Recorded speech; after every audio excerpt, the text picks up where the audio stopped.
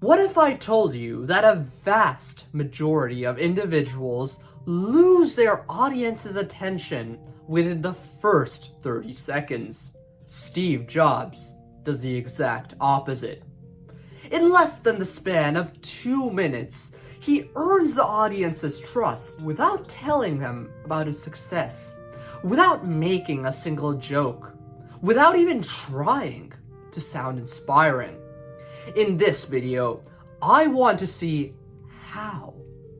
How is it that Jobs is able to transform an ordinary commencement speech into an opportunity for endless trust? This is the start of my new series called Speech Surgeries, where I break down one of the best speeches in the world in each and every video, but more importantly, break down that speech so that you and I can take away how best to apply those teachings within our day-to-day lives. So in this video, let's get started right away by opening up Steve Jobs' 2005 Stanford commencement address. In this video, we'll focus on his opening to better understand how to catch our audience's attention. So enough talking, let's dive in.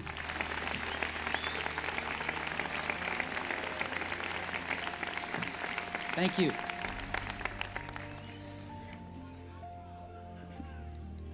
I'm honored to be with you today for your commencement from one of the finest universities in the world. Let's pause right there.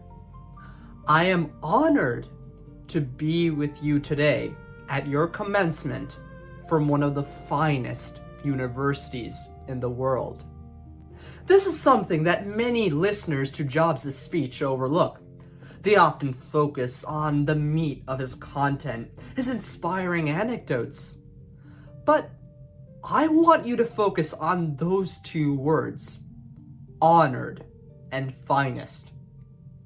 Jobs doesn't start off by introducing himself. He doesn't say, "Hi there, I'm Steve Jobs." He starts off by emphasizing the importance of his audience. He doesn't start off by mentioning that he's the CEO of Apple. He doesn't mention his billions of dollars, his innovative technologies. Instead, his very first words are about the audience, Stanford University, but more specifically, the graduates. I want you to apply this within whatever you want to say. It is generally good practice within public speaking to thank whoever gave you the opportunity to speak at the very start of your speech. Thank your audience. Thank the reason as to why you're there today. Perhaps if you're at a corporate environment, you would thank your boss. You would thank your colleagues.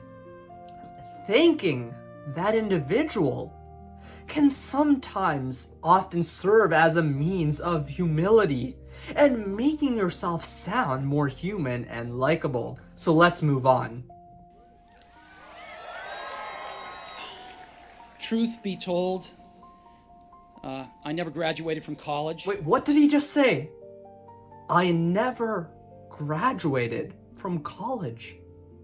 He's speaking at the commencement of Stanford University. Why is he admitting right there in the second line of his speech that he never even graduated? That he's a dropout? This is a confession. The expectation is that Steve Jobs, being extremely successful, has a PhD, is extremely well versed in academics and studying. The reality, he dropped out. And this was not in any sense an accident. The gap creates curiosity. The fact that he dropped out from college not only makes himself sound much more human, it emphasizes how that individual who started at the very bare minimum was able to rise up and become one of the biggest billionaires or tycoons in this world. It creates curiosity, which the audience naturally wants to hear more about. So let's continue. And this is the closest I've ever gotten to a college graduation. Well, that was a nice humor. This is the closest I get to college graduation. It's just a nice point to consider. He's adding, that light bit of humor within his speech to better enhance it and to really give his audience a laugh. Today, I want to tell you 3 stories from my life. That's it. No big deal. Just 3 stories. Okay. Now we've moved away from the very introduction. Steve Jobs, after a brief pause of a few seconds, starts off by saying, I'm going to tell you 3 stories from my life. This is an essential technique in public speaking. Jobs is starting off by emphasizing the structure of what he's about to say. 3 stories, not 5 unrelated points. Not one big, massive lump of content. 3 stories. As speakers, it is important that we emphasize our structure. Structure is sometimes the most important aspect of what you're trying to say, especially if you're in an environment like Steve Jobs. Perhaps in a corporate environment, you would say, we're going to discuss several key points and how they relate back to what I'm trying to prove. The point is that by stating his structure, Steve Jobs is giving his audience a mental map they can follow and ultimately be more engaged within what he's trying to say. The first story is about connecting the dots. I dropped out of Reed College after the first 6 months, but then stayed around as a drop-in for another 18 months or so before I really quit. So why'd I drop out? It started before I was born.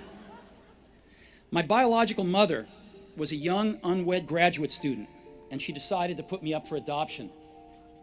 She felt very strongly that I should be adopted by college graduates, so everything was all set for me to be adopted at birth by a lawyer and his wife. Except that when I popped out, they decided at the last minute that they really wanted a girl.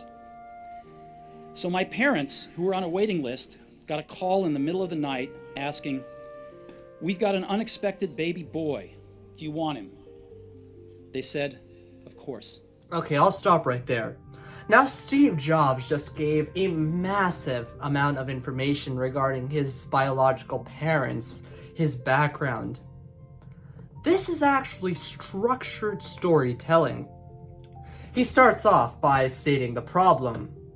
The problem is that he's trying to explain why he dropped out of college and the story of his life.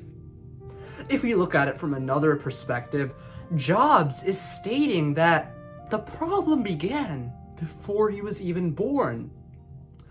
He was born to a family that put him up for adoption, to a single mother. As a result, a conflict arose when the family who was intended to adopt him actually ended up wanting a baby girl.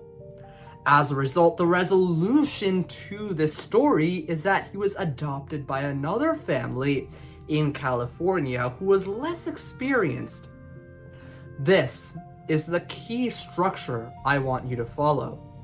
The content itself doesn't matter as much. The framework is what I want you to take away from this. He starts off by drawing off the problem, his background, what he wants the audience to set the stage with. Then he moves in with a key conflict. What started the problem? What is the reason as to why it persists? And then he states the resolution. The resolution is that he was adopted by a different family, and therefore that's how he grew up. If you carefully analyze many speeches, you'll see that people follow this structure. It is a structure that is essential to storytelling, essential towards public speaking as a whole. So at the end, This is the opening of Steve Jobs' 2005 Stanford commencement address. I want you to watch this on your own. He starts off with a brilliant opening, thanking his audience, drawing acknowledgement to the university who sponsored him to be here. He then proceeds to speak with honesty and poise.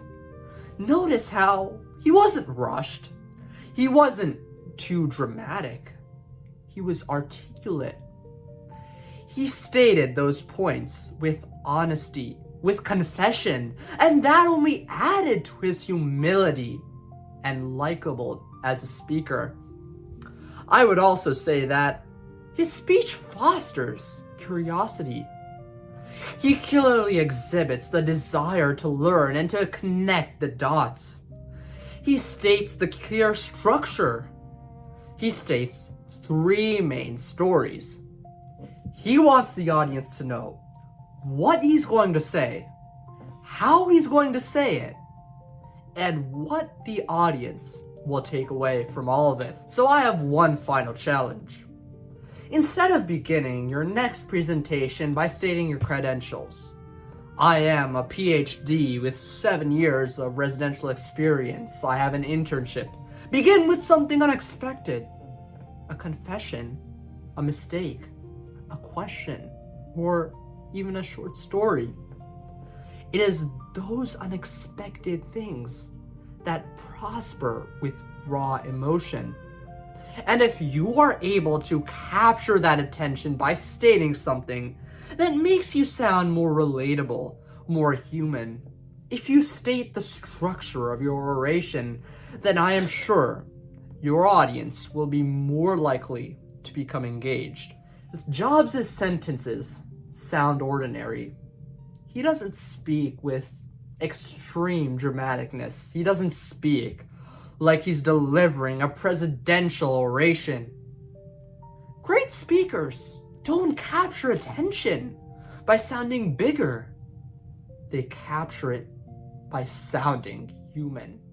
Once again, if you enjoyed this video and did in fact take something away from Steve Jobs' opening, please like, subscribe, share, and comment.